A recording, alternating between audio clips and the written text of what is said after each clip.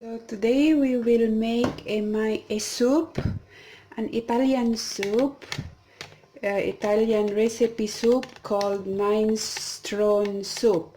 So ang ating ingredients ay onion, garlic, carrots, celery, cabbage, and itong pasta at saka chicken broth. Ayun, ito. Ay vegetable broth pala, ayan. So,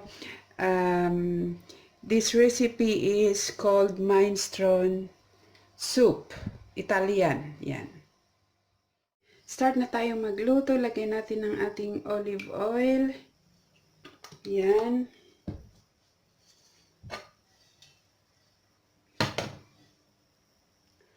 Lagyan natin muna ang itong ating meat.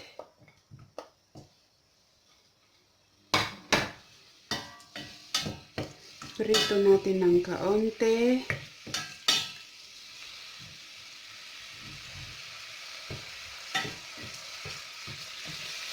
Ito.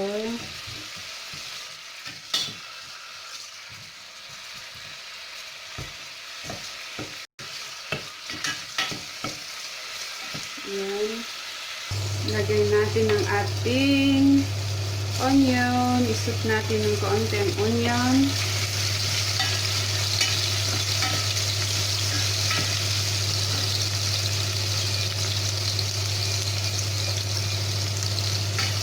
Ating garlic.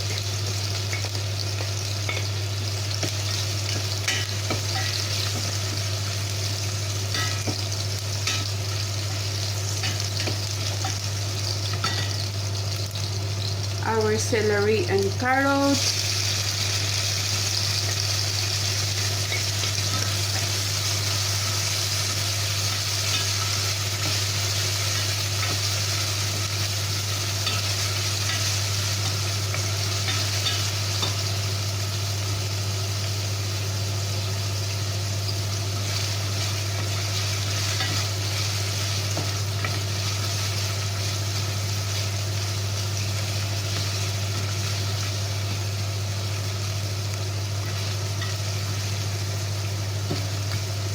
Ating cabbage. Tapos pwede nyo pang lagyan ng iba't ibang preferred vegetable. Usually they put tomato sauce, but hindi ko lalagyan ng tomato sauce. Ayan.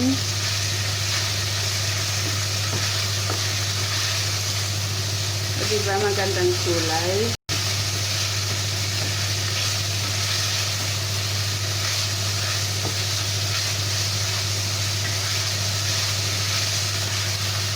That's it. Now we will put paper, black powder paper. Ayan. Perihil. Ayan, ito.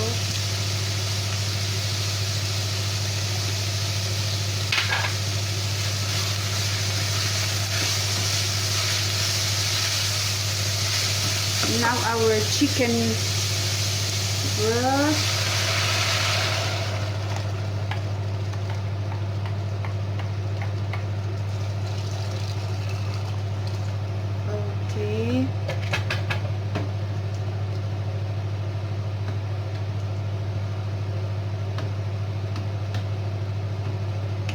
Ganyan lang siya kasimple.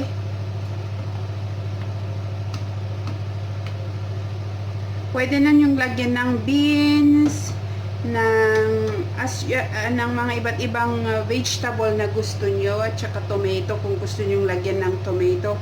Pero ako, hindi ko lalagyan. Usually they put tomato. Ayan.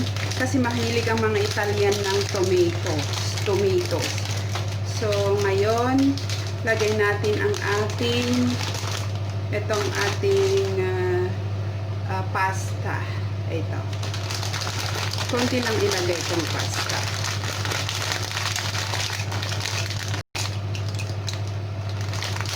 Ayan.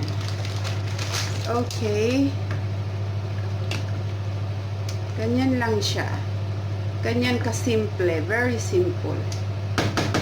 Okay, tapos takpan natin, hintayin natin maluto siya. Ganyan lang.